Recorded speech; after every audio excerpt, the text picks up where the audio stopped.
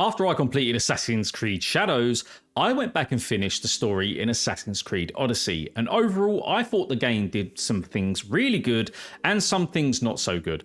I'm a big fan of all things ancient Greece, so it made sense to complete Odyssey anyway, and I'm glad I did because Odyssey is a gem. Not a perfect one, but it's still a gem. So after playing through Assassin's Creed Odyssey for the first time, how does the 2018 title fare 7 years later? Time flies, hey.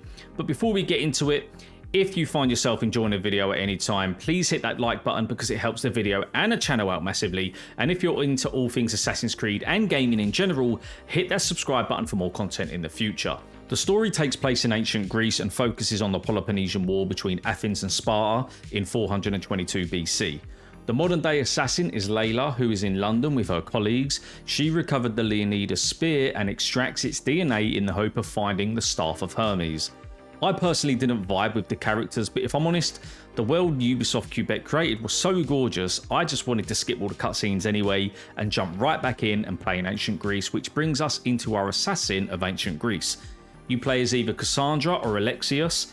I chose Alexios, but to be honest, I should have chosen Cassandra, as the voice actor did a brilliant job and Alexios was a bit too arrogant for my liking. I just wasn't vibing with him.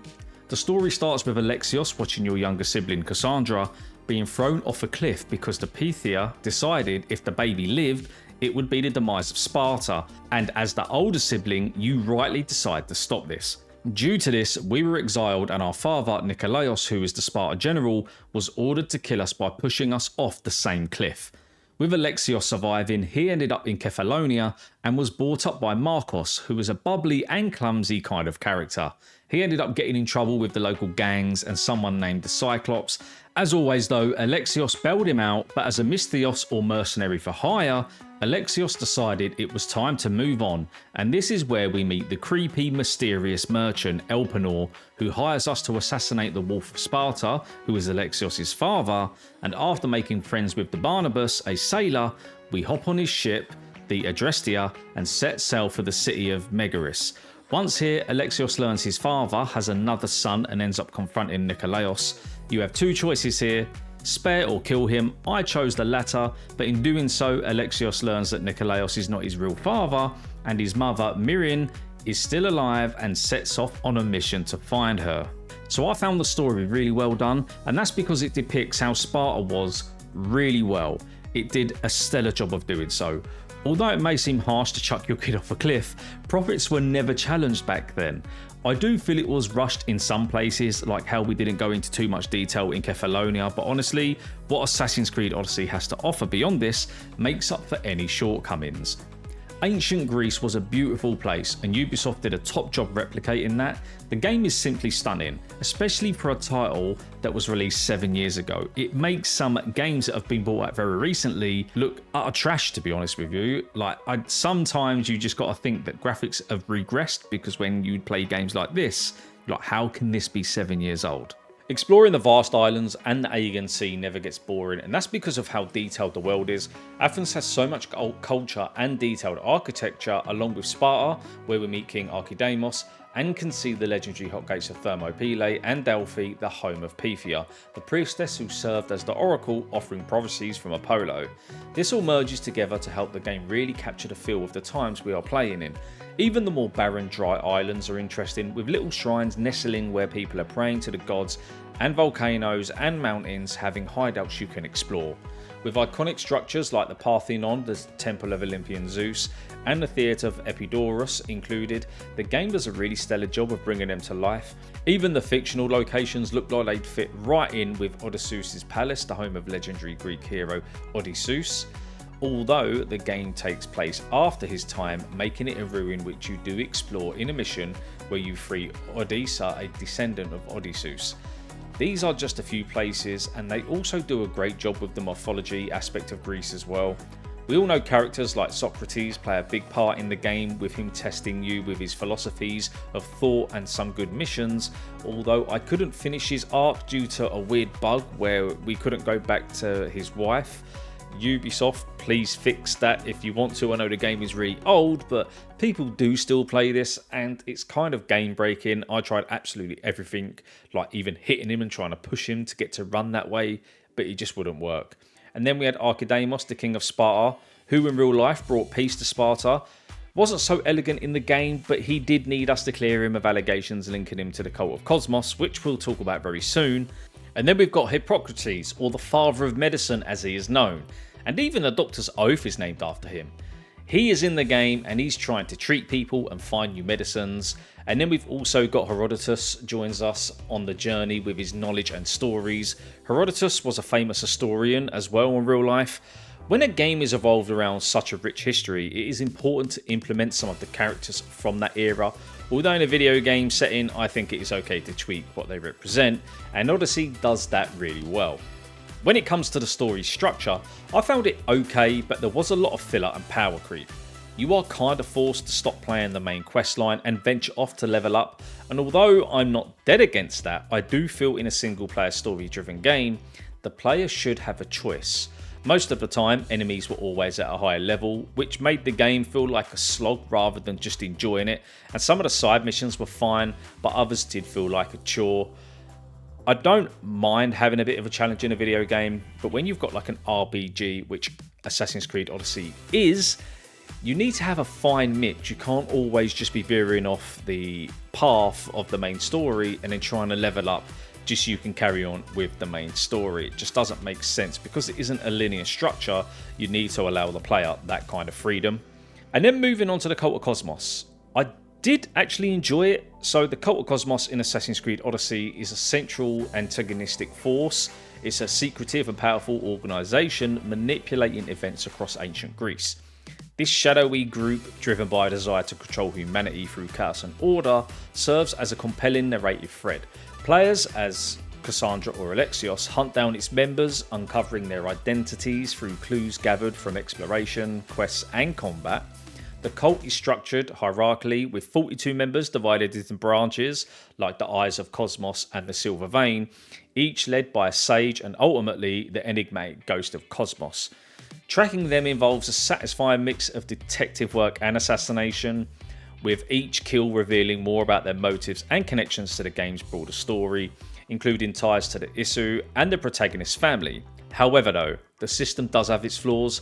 The grind to access high-level cultists can feel quite repetitive, and some members do lack depth, reducing emotional impact in a game like this where it is all about the story.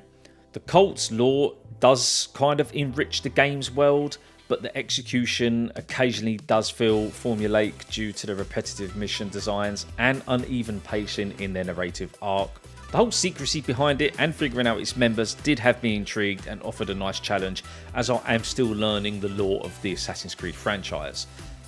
I do believe the cult was a predecessor of the Templars.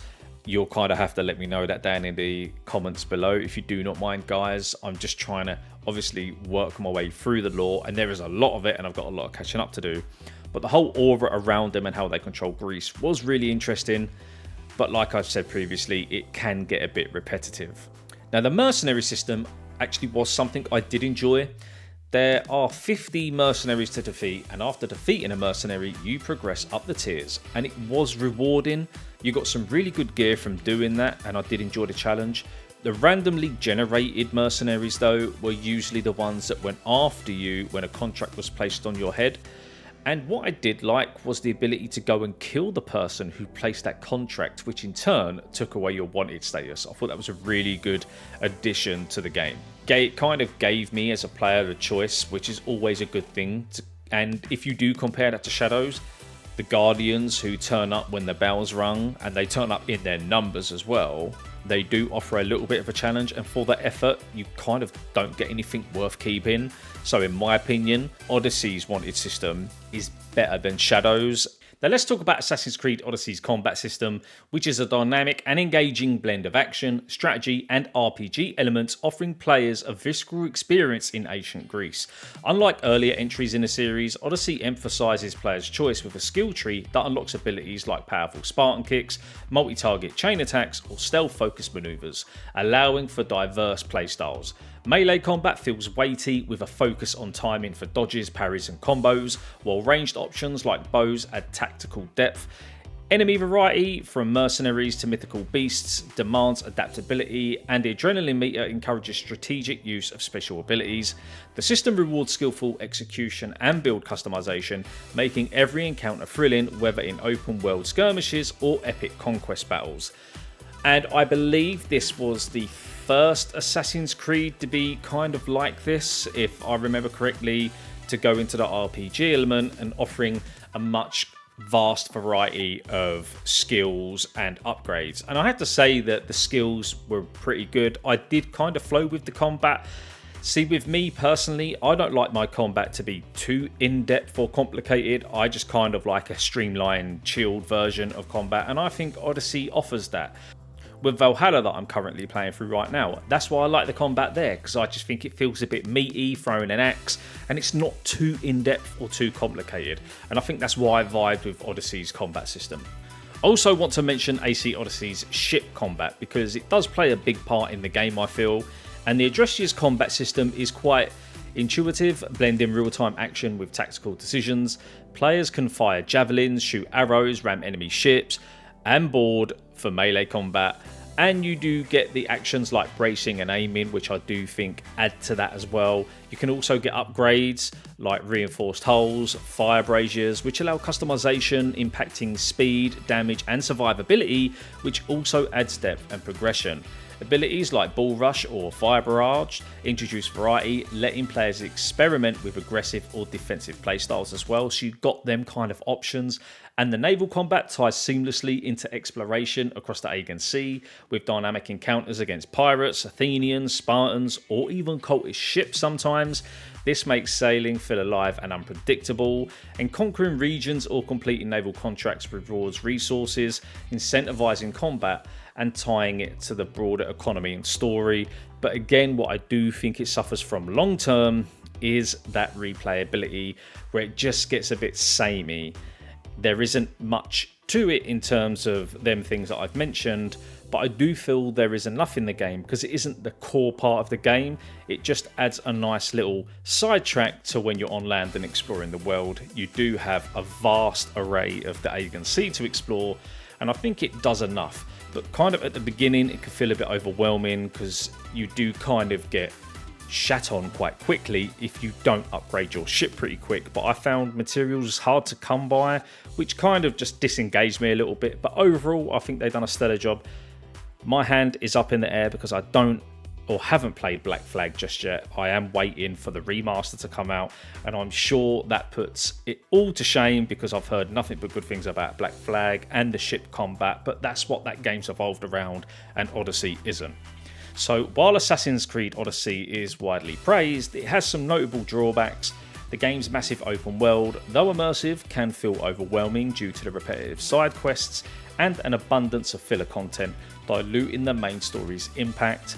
The grind for resources and experience points to progress can feel tedious, especially for players who don't engage with optional activities, sometimes pushing forward microtransactions for boosts, which again, I really don't like in these type of games. The dialogue system, which was a new feature, does lack the depth, with choices often feeling inconsequential to the overarching narrative.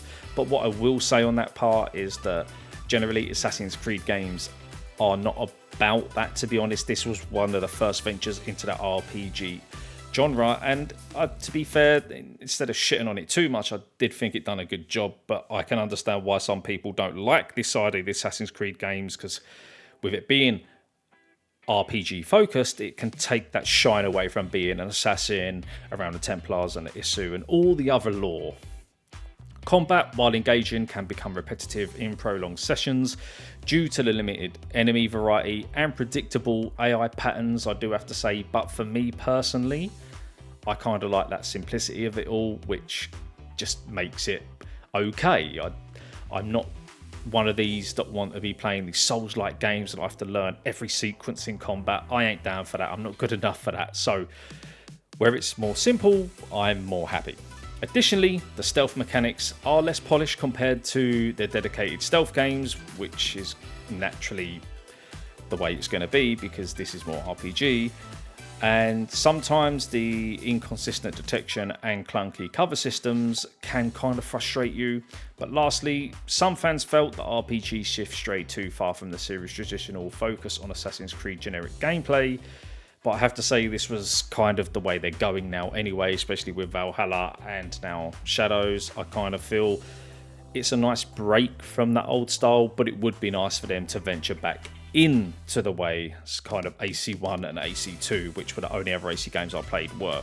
It would be nice to have that more streamlined, linear story arc instead of having to stray off and do a multitude of things. But overall, guys, I had a good time playing it. I definitely recommend playing it if you haven't, and if you haven't completed it, definitely completing it. It's on Game Pass right now. I believe you can get it on PlayStation, on their version of Game Pass as well. If not, it's probably dirt cheap.